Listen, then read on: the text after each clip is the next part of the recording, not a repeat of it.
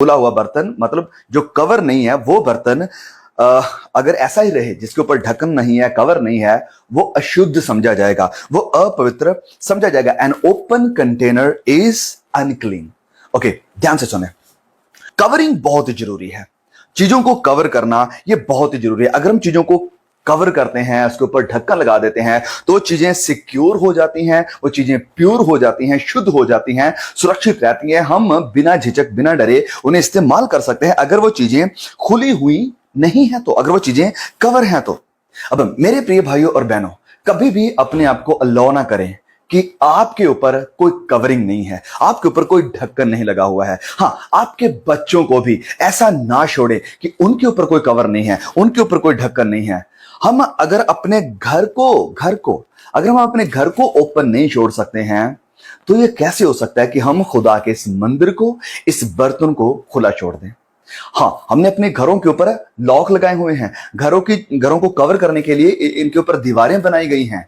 क्यों? ताकि कोई भी आउटसाइडर, कोई चोर, कोई डाकू हमारे घर में एंटर ना करे, कुछ चुरा के ना ले जाए, हमारा कुछ नुकसान ना कर दे। तो इन चीजों के लिए हमने कवर किया हुआ घर को दीवारों के साथ और लॉक के साथ, तालों के साथ हमने घर को लॉक किया हुआ है। अगर लॉक इतना जरूरी है घरों के लिए, तो ये कितना जरूरी है हमारी जिंदगियों के लिए, हमारे शरीरों के लिए। मेरे प्रिय भाई और बहनों, कवरिंग बहुत जरूरी है, ढक्कन लगाना बहुत ही जरूरी है, स्पेशली बच्चों पर। और अगर आप बच्चों पर कवर नहीं लगाएंगे, मैं फिर से कह रहा हूं, अगर आप अपने बच्चों पर कवर नहीं लगाएंगे या अपने ऊपर कवर नहीं लगाएंगे, तो शैतान, संसार, इनके प्रलोभन आपकी जिंदगी में एंटर कर जाएंगे। इन सब चीजों का प्रभाव आपकी जिंदगी के ऊपर आ जाएगा। और वचन में जैसे हमने पढ़ा कि हर वो पात्र, हर वो बर्तन जिसके ऊपर ढक्कन नहीं लगाया गया है, वो अशुद्ध माना जाए। क्यों? क्योंकि जब आपके ऊपर कवरिंग नहीं है, तो संसार की सारी चीजें आपको अशुद्ध कर सकती हैं। जहां कभी जब हम बाजार में जाते हैं, तो हम चीजों को कवर पाए हुए देखना चाहते हैं। सपोज मैं अगर अपनी बात बताऊं, अगर मैं बाजार में कहीं जा रहा हूं और मेरा कुछ खाने का दिल कर रहा है, और मैं देखता हूं कि वो चीज जो सामने पड़ी, जो मैंने खानी है, वो ऐसे खुली पड़ी है, बाजार में लोग जा रहे हैं, डस्ट उड़ रही है, वो सब उसके ऊपर जा रही है, तो मैं कभी नहीं खाऊंगा, मैं बिल्कुल नहीं खाऊंगा। क्योंकि मुझे पता है कि उसके ऊपर कवरिंग नहीं है, उसके ऊपर सारी डस्ट गई है, इसको खाने के द्वारा मैं बीमार हो जाऊंगा। और वो ऑयल जिसमें वो फ्राई हो रही होंगी, अगर वो भी ऐसे खुला पड़ा है, बाहर की साइड पे है, उसके ऊपर भी वो सारी डस्ट जा रही है, तो मैं उससे कभी नहीं खाऊंगा। वो तो खुद पैसा देकर बीमारियों को बुलाने वाली बात है। जब हम बाहर भी जाते हैं, हम चाहते हैं कि चीजें कवर हों। घर की हम बात करें, जब हमारी बहनें घर में रसोई में कुछ काम कर रही हैं, मान लीजिए सब्जी बना रही हैं, सब्जी बनाने के बाद कोई भी बहन उसे खुला नहीं छोड़ती है। हमेशा सब्जी को, चावल को, रोटियों को, सब चीजों को कवर करके रखा जाता है। कारण क्या? हम नहीं चाहते कि कोई कीड़ा या कोई और चीज इनके अंदर चली जाए, या इसके ऊपर चल जाए, या इसे अशुद्ध कर दे। हमें इतना डर रहता है, और डर होना भी लाजमी है, जरूरी है, अच्छी बात है। ये चीजें जरूरी है, कवर करना जरूरी है। मान लीजिए सब्जी पड़ी है, ऊपर से छिपकली आकर चले उसमें एंटर कर जाती है, तो बहुत भारी नुकसान हो सकता है। तो इस कारण जरूरी है कि हर घर की चीज को हम कवर करके रखते हैं, उसे ऐसे खुला नहीं छोड़ते हैं। मेरे प्रिय भाई और बहनों, परखें जरा अपने आप को कि कहीं आपने तो अपने आप को खुला नहीं छोड़ रखा है। कहीं आपने अपने आप को ऐसे खुला तो नहीं छोड़ दिया कि हाँ, कोई भी चीज इसमें आ सकती है, कोई भी चीज इसमें से होकर जा सकती है, कुछ भी इसमें डालना चाहे डाल सकती है, ओ वेल, इसमें कोई कवरिंग नहीं है। अगर ऐसा छोड़ेंगे, तो अगर घर में पड़ी खाने वाली चीज को हम ऐसा नहीं छोड़ सकते, क्योंकि हम मानते हैं कि उसका नुकसान हो जाएगा, तो मेरे प्रिय भाइयों और बहनों, मेरे जवान बहनों और भाइयों, प्लीज आप ध्यान से सुने, आप अपने आप को खुला नहीं छोड़ सकते हैं। आप अपने आप को खुला नहीं छोड़ सकते हैं। खुला छोड़ेंगे तो आपके अंदर वो सारी दुष्टता, सारी अनक्लीननेस और सारी डस्ट जो संसार की है आ जाएगी, जिसके कारण आप अशुद्ध, आप अनक्लीन, आप बुरे, आप वो सब चीजों को ग्रहण कर लेंगे जो शैतान की तरफ से है, संसार की तरफ से है, और आप शुद्ध बर्तन नहीं रहेंगे। जिसे संत पौलुस कहते हैं कि वो बर्तन जो आदर के हैं, जिसे परमेश्वर इस्तेमाल करना चाहता है, वो नहीं रह पाएंगे जब तक आप कवरिंग में नहीं है, जब तक आपके ऊपर ढक्कन नहीं है। अगर आपने अपने आप को खुला छोड़ दिया, तो yes, you are going to mess your life.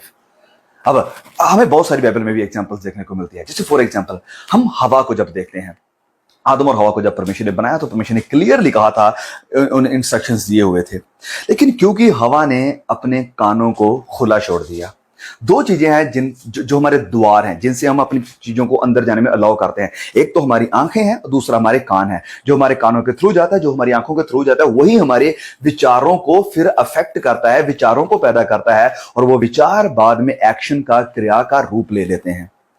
तो ये दो दीवार हैं, आंखें और कान। जब हवा ने अपने आप को ऐसे खुला छोड़ दिया, आंखों के ऊपर कवरिंग नहीं लगाई कि नहीं मैं इसकी बात को क्यों मानूं, मैं इसकी बात को क्यों सुनूं, उसने सुनना शुरू कर दिया। और जब वो शैतान की शिक्षा को सुनना शुरू कर दिया तो उसके ख्याल प्रभावित होने लगे कि क्या वाकया परमेश्वर ने हमसे इतना कुछ छिपाया हुआ है, हम खुदा के जैसे बन सकते हैं, तो फिर हम क्यों खुदा की आज्ञाकारी करें, क्यों उसके अधीन रहें। हम इस फल को खाएंगे, खुदा के जैसे बन जाएंगे, कोई हमारे ऊपर ऑर्डर नहीं चलाएगा, हम खुद अपनी मर्जियां करना शुरू कर देंगे। ये सब कैसे हुआ? शैतान की शिक्षा के द्वारा प्रभावित होकर कान को खुला छोड़ दिया था। मेरे प्रियो, आज बहुत सारी शैतान की शिक्षाएं फैल रही हैं। वचन में क्लियरली लिखा है, संत पौलुस कहते हैं कि शैतान की शिक्षाओं से मन फिरा लो। शैतान की शिक्षाएं हैं, डिमोनिक प्रचारक हैं, जो कि रूप तो खुदा के प्रेरितों का सा धारण करते हैं, लेकिन हैं वो शैतान के दूत, शैतान के प्रेरित हैं वो असल में। जब हम प्रकाशित वाक्य उसके अध्याय 13 में पढ़ते हैं, तो आइए मैं चाहता हूं कि हम इस वचन को थोड़ा सा खोल लें। प्रकाशित वाक्य 13। ओके, तो हमने अपने प्रकाशित वाक्य की स्टडी में इस हिस्से की स्टडी करी थी, तो बहुत कुछ सीखने को मिला था। तो मैं एक बार थोड़ा सा आपको इस तरफ लेकर आना चाहता हूं। प्रकाशित वाक्य 13। ओके, तो यहां पर लिखा है कि हम जानते हैं प्रकाशित वाक्य 13 में दो पशु हैं। एक तो पहले आता है जो एंटी क्राइस्ट है, और फिर ये दूसरा पशु है जिसको झूठा नबी है।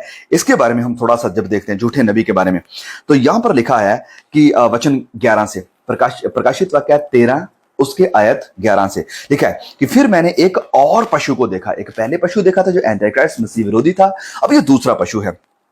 एक और पशु को जो पृथ्वी में से निकलते हुए देखा। पृथ्वी में से मतलब वो लोगों के बीच में से निकल कर आ रहा है, वो कोई अलग किस्म की जाति नहीं होगी, लोगों में ही से निकल कर वो आ रहा है। और आगे क्या लिखा है, उसके मेमने के से 2 सींग थे, मेमने के से 2 सींग थे, और वह अजगर के समान बोलता था। मेमने के समान 2 सींग, अब इसका क्या मतलब? वो झूठा नबी जो संसार में से, लोगों में से निकल कर आ रहा है, इसके सींग 2 बताए जा रहे हैं, और वो सींग किसके जैसे हैं? मेमने के। अब मेमना कौन है? प्रकाशित वाक्य बिल्कुल हमें क्लियर कर देता है कि वो मेमना मसीह यीशु है। परमेश्वर ने कहा वो मेरा नाम लेकर आएंगे, प्रभु यीशु के ही नाम से आएंगे, मसीह कहलाएंगे। मेमने के समान 2 सींग हैं, मतलब वो नकल मसीह यीशु की कर रहा है, नाम मसीह यीशु के से आ रहा है। अपने आप को कवर ऐसे किया हो कि जैसे वो भेड़ है, लेकिन अंदर से वो फाड़ने वाला भेड़िया है। 2 सींग है मेमने के समान, मतलब वो मसीह यीशु के नाम से आ रहा है। गुमराही में वो आ रहा है। शक्ल, उसका रूप, उसकी लुक, उसके हाथ में बाइबल है, वो मेमने के समान है, मसीह यीशु के समान है, मसीह यीशु के रूप में आ रहा है, मसीह यीशु की शिक्षाओं के साथ आ रहा है, मसीह यीशु के नाम के साथ आ रहा है।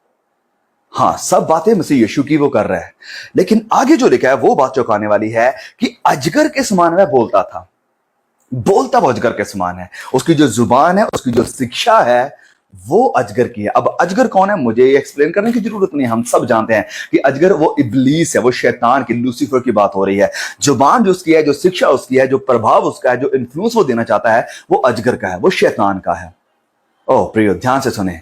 लुक हाँ मेमने के समान है, लेकिन जुबान, शिक्षा शैतान की है। आज देखें चर्चेस को, आज कितने ऐसे चर्चेस हैं जो हैं तो मसीह यीशु के नाम से, जो बात तो यीशु की करते हैं, जो बाइबल को भी उठाते हैं, नाम भी उनका मसीही है, लेकिन उनकी शिक्षाएं वो सब शैतान की तरफ से हैं।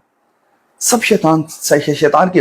अब एक एक को अगर मैं गिनाने लगा तो बहुत समय निकल जाएगा, लेकिन आपको देखना है वचन से, आपको देखना है वचन के साथ है कि कौन सी शिक्षाएं परमेश्वर की तरफ से है, कौन सी शिक्षाएं शैतान की तरफ से है, कौन सी जुबान बोली जा रही है जो अजगर की जुबान है।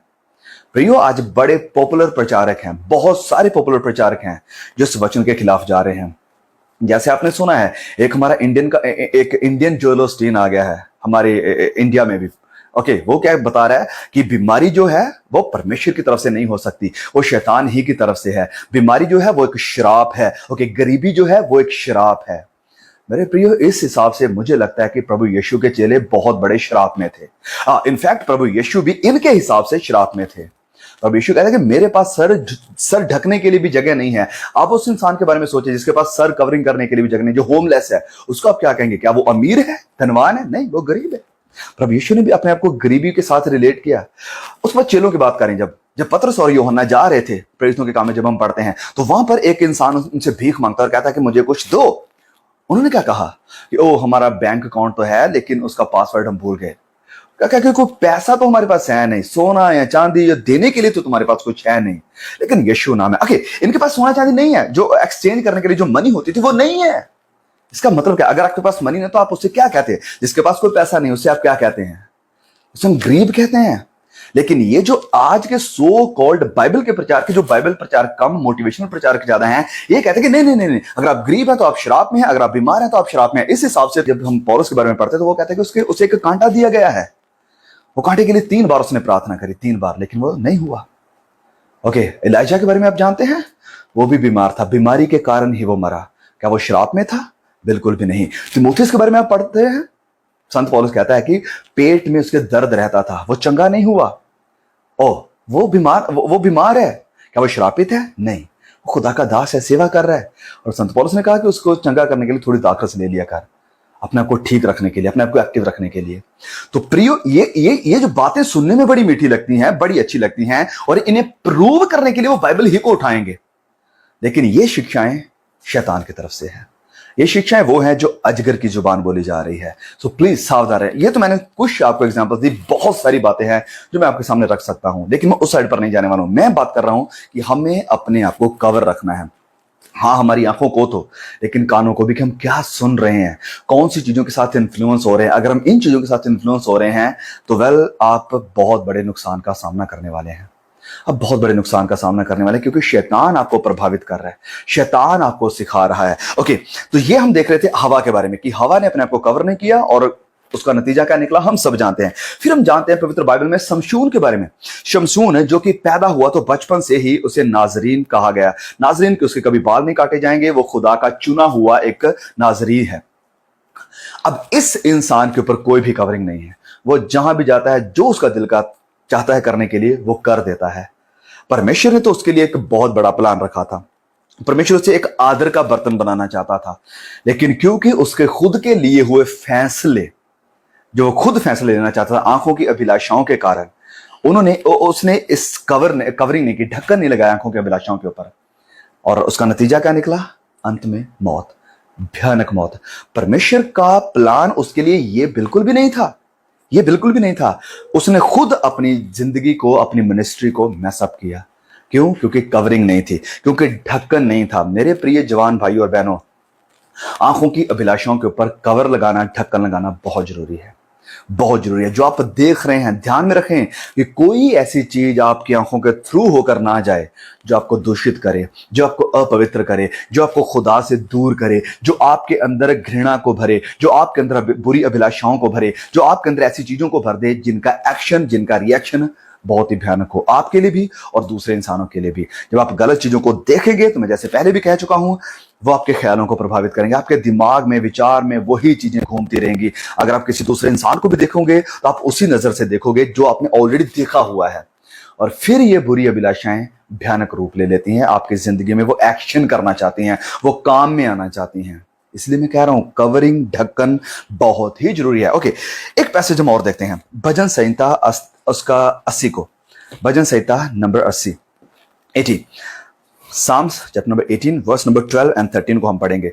भजन संहिता 80 12 और 13 को यहां पर लिखा है कि फिर तूने उसके बाड़ों को क्यों गिरा दिया? जो बाड़े थे, जो कवरिंग थी, जो हेज लगा हुआ था, उसे क्यों गिरा दिया? हेज यानी दीवारें क्यों गिरा दी? फिर आगे लिखा है कि सब बटोही उसके फलों को तोड़ते हैं, सब बटोही उसके फलों को तोड़ रहे हैं। ओके, एक बाग है, एक गार्डन है, उसके ऊपर कवरिंग लगी हुई थी, बाड़ा लगा हुआ था, दीवारें बनी हुई थी, दीवारें हटा दी गई, और वचन में लिखा है कि सारे बटोही, कोई भी आ रहा है और कोई भी फलों को तोड़ रहा है।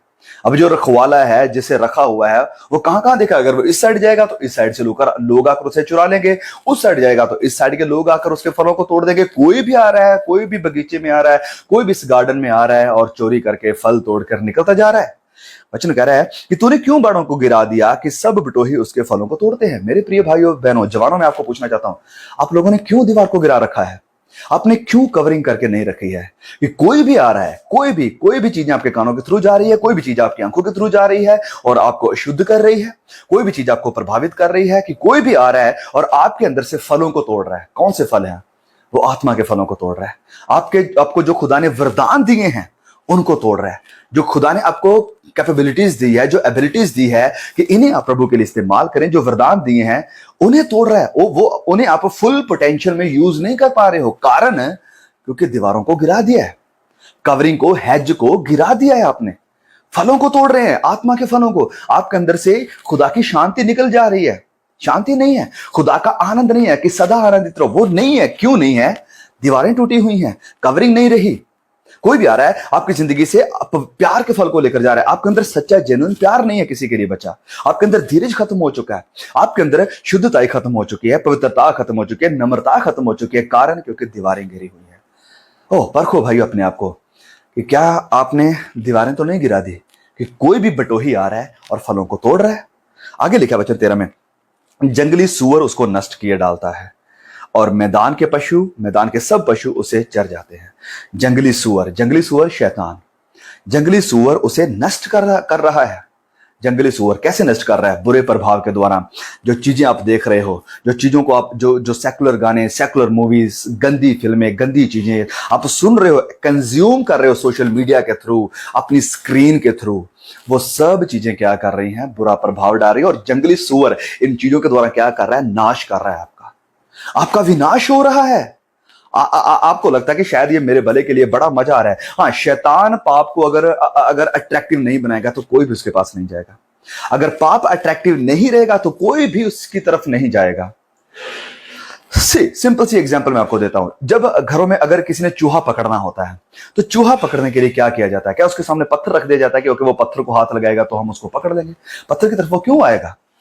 उसको पकड़ने के लिए क्या किया जाता है? चीज, मेनली चीज रखा जाता है, जहां कोई और खाने की अच्छी चीज रखी जाती है कि जिसको लेने के लिए वो जब आए तो हम उसे पकड़ लें। चूहे को लग रहा होता है कि मुझे बड़ा मजा आ रहा है, मेरे लिए ये बड़ी अच्छी चीज है, मुझे बड़ा फायदा हो रहा है इससे। एक मैं आपको एग्जांपल बताता हूं। एक स्टोरी किसी खुदा के दास ने बताई थी। वो बता रहे थे कि एक चूहा जो था अपने माँ बाप के पास जब था, दो भाई थे और उसके माँ बाप, तो ये उसके जो चूहे के माँ बाप थे उसे कहते कि वेल, तुम्हें इंसानों के पास नहीं जाना है, इंसानों के साथ दोस्ती नहीं करनी है। अगर तुम उनके साथ दोस्ती करोगे वो तुम्हारा नुकसान करेंगे, तुम्हें खत्म कर देंगे। हमें उनके साथ कोई भी रिलेशन नहीं रखना, उनसे दूर रहो, उनके साथ मित्रता ना करो, बिल्कुल भी ना करो, दूर रहो उनसे। तो ये जो चूहा छोटा बच्चा था, जो टीनेजर था, उससे लगता है कि नहीं, ऐसा तो नहीं हो सकता है। तो एक दिन उसके माँ बाप दूर गए और ये देखता है कि अब कोई भी मेरे आसपास नहीं है। वो निकलता है अपने जगह से बाहर, अपने घर से बाहर, और देखता है कि इंसान को जिसके घर में वो रहते थे। और जब उसके देखता है तो मालिक सोचता है, ये चूहे यहाँ पर क्या कर रहे हैं? तो ये जो मालिक था उसके लिए कुछ खाने के लिए रखता है सबसे पहले, बिना किसी जाल को लगाए, बिना किसी ऐसी चीज के कि जिसके साथ उसे पकड़ सके। जब उसे रखता है तो चूहा आता है, उसे खाना शुरू करता है, खाकर बड़ा अच्छा लगता है। तो वो जो इंसान था उससे बड़ा प्यार करता है, उसे चूहे को बड़ा लगता है, अरे मेरे माँ बाप तो ऐसे मुझे बोलते रहते थे कि ये इंसान बड़े गलत होते हैं, ये हमारा नुकसान करना चाहते हैं, इनके साथ मित्रता नहीं करनी, इनसे दूर रहना है। वो तो गलत बोलते थे, ये तो बड़े अच्छे लोग हैं, मुझे खाने के लिए भी दे रहे हैं, इसमें तो बड़ा मजा आ रहा है, ऐसी चीजें तो मेरे घर वालों ने भी कभी मुझे नहीं दी, ये तो अच्छी चीज मुझे दे रहे हैं। तो वो जाता है अपने घर वापस बाद में और बड़ा खुश होता है, पर बताता नहीं है अपने माँ बाप को। फिर वेट में है कि अगले दिन मैं फिर जाऊंगा जब ये मेरे माँ बाप घर में नहीं होंगे और मैं फिर जाकर वो चीजें खाऊंगा। जब अगले दिन वो जाता है तो अगले दिन उस इंसान ने एक जाल लगा कर रखा था, उसमें खाने वाली वही चीजें रखी हुई थी। फिर ये देखता है चूहा उस मालिक को कि वो बड़ा खुश हो रहा है और ये जाता है भाग के उस जाल की तरफ, उस खाने की तरफ कि मेरे लिए वो खाना रखा है। चूहों की सूंघने की शक्ति बहुत तेज होती है। वो जब जाता है देखता है कि वो वही टेस्टी खाना मेरे लिए फिर से आज प्रोवाइड किया गया है। जैसे उसमें जाता है उसे खाने लगता है, आराम से उसे खाते जा रहा है। पता नहीं कि जैसे जैसे वो चीज खत्म हो रही है वैसे वैसे जाल छूट रहा है और मुझे कवर कर रहा है। जैसे वो खाना खत्म करता है वो जाल में बंध गया। अब वो वहां पर रो रहा है, अब वो वहां पर चिल्ला रहा है कि प्लीज मुझे छोड़ो, मुझे जाने दो। तभी उसके माँ बाप की आवाज आती है। उसकी आवाज को सुनकर वो भी आते हैं और उसे दूर से कहते हैं, हमने कहा था हमने कहा था वहां मत जाओ, हमने कहा था ये चीजें मत देखो, हमने कहा था ये चीजें प्रलोभन वाली हैं, हाँ देखने में सुनने में बड़ी अच्छी लगेंगी, टेस्ट में बड़ी अच्छी लगेंगी, लेकिन ये तुम्हारे नुकसान के लिए, तुम्हारे फायदे के लिए बिल्कुल भी नहीं है। मेरे प्रिय भाई और बहनों, शैतान जो प्रलोभन लेकर आएगा, शैतान जो पाप लेकर आएगा, बड़ा मीठा होगा, बड़ा अच्छा लगेगा, लेकिन यही पाप आपके हमारे विनाश का कारण होगा। इसलिए प्रियो, कवर करना अपने आप को बहुत जरूरी है। यहां पर लिखा है, फिर से मैं पढ़ दूंगा वचन 12 और 13 को, कि फिर तूने उसके बाड़ों को क्यों गिरा दिया कि सब बिटोही उसके फलों का कर तोड़ रहे हैं, और जंगली सूअर उसको नष्ट कर डालता है, और मैदान के सब पशु उसे चर जाते हैं। हर कोई आपको लूट रहा है, हर कोई आपके आनंद को लेकर जा रहा है, आपके अंदर खुदा के मसा को कम कर रहा है, खुदा की सामर्थ्य जाती जा रही है, पवित्र आत्मा की सामर्थ्य कम हो रही है, आत्मिकता में आप बढ़ नहीं पा रहे हो, पवित्रता में आप बढ़ नहीं पा रहे हो, खुदा आपको इस्तेमाल नहीं कर पा रहा है। क्यों नहीं कर पा रहा है? क्योंकि वचन में लिखा है, पौलुस कहता है कि दो तरह के बर्तन हैं, एक आदर के हैं, एक अनादर के हैं। अनाद अपने आप को कवर नहीं रखोगे, आप अशुद्ध हो जाओगे, क्योंकि ये वचन हमने ऑलरेडी पढ़ा गिनती के 19 के 15 में कि an open container is unclean. Cover, बर्तन, पात्र जो कवर नहीं है, इसके ऊपर ढक्कन नहीं है, वो अशुद्ध माना जाएगा, अशुद्ध माना जाएगा। मेरे प्रियो, वॉच फॉर योरसेल्फ कि कहीं आपने दीवारों को गिरा तो नहीं दिया है, अपनी आंखों से दीवारों को गिरा तो नहीं दिया, अपने कानों से दीवारों को गिरा तो नहीं दिया। क्या आप देख रहे हो, क्या आप सुन रहे हो, क्या आप अलाउ कर रहे हो अपनी जिंदगी में? जब हम बात करते हैं the arc of the covenant, जो वाचा का संदूक था, जब हम उसके बारे में थोड़ी सी स्टडी करते हैं, उसके ऊपर भी एक ढक्कन, एक कवरिंग लगी हुई थी, जिसे मर्सी शीट कहा जाता था, और इसे प्रायश्चित का ढक्कन भी कहा जाता था। कवर किया हुआ था, आर्क ऑफ द कवेनेंट को, खुदा के संदूक को कवर किया हुआ था। क्यों? ताकि कोई भी अशुद्ध चीज उसके ऊपर ना आ जाए, उसके अंदर ना आ जाए, और उसमें से खुदा की महिमा जाहिर होती थी, उसमें से खुदा की महिमा दिखाई भी देती थी। लेकिन उसके ऊपर एक मर्सी शीट थी, और उसे प्रायश्चित का ढक्कन भी कहा जाता है। हमारा प्रायश्चित का ढक्कन कौन है? हमारा प्रायश्चित का ढक्कन मसीह यीशु है। उसे रखें अपनी आंखों के ऊपर, उसे रखें अपने कानों के ऊपर, कि मुझे उसे देखना है, उसकी महिमा को देखना है, उसके कामों को देखना है, उसके वचनों को देखना है, उसके लोगों को सुनना है, उसके कलाम को देखना है, उसकी बातों को सुनना है। मसीह यीशु आपकी मर्सी शीट है, मसीह यीशु आपके प्रायश्चित का ढक्कन है। प्रियो, उसे अलाउ करें, उसे अपनी जिंदगी में अलाउ करें, उसे पुकारें, उसे देखें, उसकी महिमा को देखें। Late his will be done, late his plan be fulfilled in your life. उसके प्लान है आपकी जिंदगी में बहुत सारे, वो करना चाहता है, लेकिन कारण है कि हम अपने आप को कवर नहीं कर पा रहे हैं, कि हम अपने आप को खुला छोड़ दिए, हमने अपनी दीवारों को गिरा दिया है, जिस कारण शैतान उस सारे पोटेंशियल को हमारी जिंदगी से चुरा रहा है, उन सारे आत्मिक फलों को चुरा रहा है, वो सारे वरदान जो प्रभु ने हमें दिए हैं उन्हें चुरा रहा है, उन्हें खत्म कर रहा है, उन्हें डिस्ट्रॉय कर रहा है। कारण हमने ढक्कन नहीं लगाया, कवरिंग नहीं लगाई। प्रियो, देखें अपने आप को, परखें अपने आप को, और अगर ये कवरिंग नहीं थी, आज फैसला करें कि नहीं, मैं आज से फैसला करता हूं कि मैं खुदा का आदर का बर्तन बनना चाहता हूं, अनादर का नहीं, आदर का बर्तन बनूंगा, जिसे खुदा जिसे यूज करेगा अपनी महिमा के लिए, अपने राज्य के लिए, अपने सुसमाचार के लिए, लोगों में खुदा का वचन फैलाने के लिए। मैं वो बर्तन बनना चाहता हूं, और अगर आप वो बर्तन बनना चाहते हैं, तो आपको सबसे पहला जो काम करना है वो है कवरिंग लगाना, वो अपने आप को कवर करना प्रभु यीशु के लहू में, पवित्र आत्मा की सामर्थ्य में, प्रभु यीशु मसीह के अनुग्रह में आपको कवर करना बहुत जरूरी है। आई होप कि ये मैसेज आपके लिए एक नया प्रकाशन लेकर आया होगा। आई होप कि आप बहुत आशीषित हुए होंगे इस वचन से। प्रभु आपको बहुत सामर्थ्य, बहुत बल दे कि आप अपने आप को कवर करना सीख जाएं, वो दीवारों को बनाना सीख जाएं, लॉक करना सीख जाएं, ढक्कन लगाना सीख जाएं। प्लीज इस मैसेज को और भी जवानों के साथ जरूर शेयर करें, ताकि बहुत सारे लोग ब्लेस हो सके। May God bless you all. See you again.